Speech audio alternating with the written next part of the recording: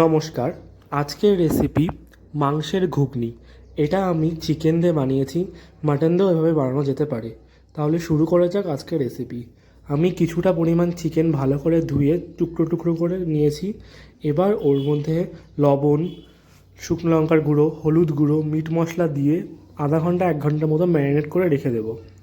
এবার কড়াইতে একটু তেল গরম করে ওর মধ্যে গোটা গরম মশলা, একটা শুকনো লঙ্কা, তেজপাতা ফোড়ন দিয়ে নেব। ফোড়নটা একটু ভাজা ভাজা হলে ওর মধ্যে কুচনো পেঁয়াজ আর কাঁচা লঙ্কা মিশিয়ে নিলাম। এবার ভালো করে লঙ্কা আর পেঁয়াজটা ভাজা হলে ওর মধ্যে 5-6 টুকরার মতো রসুন আমি গ্রেট করে রেখেছিলাম, সেগুলো দিয়ে ভালো করে একটু ভেজে নেব। ভালো করে একটু ভাজা হয়ে গেলে ওর মধ্যে আগে থেকে গ্রেট করে রাখা আদা এবং টুকরো করে রাখা টমেটো মিশিয়ে নিলাম। এবার টমেটো আদা ওই মিশ্রণটা ভালো করে একটু ভাজা ভাজা করে নিলাম।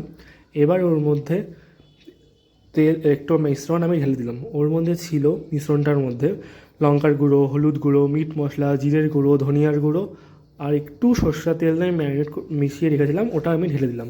এবার ওই মশলাটা ভালো করে কষিয়ে নিয়ে তেল ছেড়ে এলে ম্যারিনেট করে রাখা মাংসটা ওর মধ্যে দিয়ে নেব। যেহেতু মাংসটা পিস ছোটো করা আছে তাই বেশিক্ষণ লাগবে না সেদ্ধ হতে। মোটামুটি একটু কষিয়ে নেওয়ার পর ওর মধ্যে আমি আগে থেকে সেদ্ধ করে রাখা মটরটা দিয়ে নেব। এর মধ্যে আমি সেদ্ধ করে রাখা আলুগুলো মিশিয়ে নিই এখনই, কারণ আলুটা সেদ্ধ করা আছে, তো এখন দিলে জলদি ওটা বেশি গলে যাবে। এবার ভালো করে কষিয়ে নেব আমি যতক্ষণ না তেল ঝাড়ছে মটর আর চিকেনটা।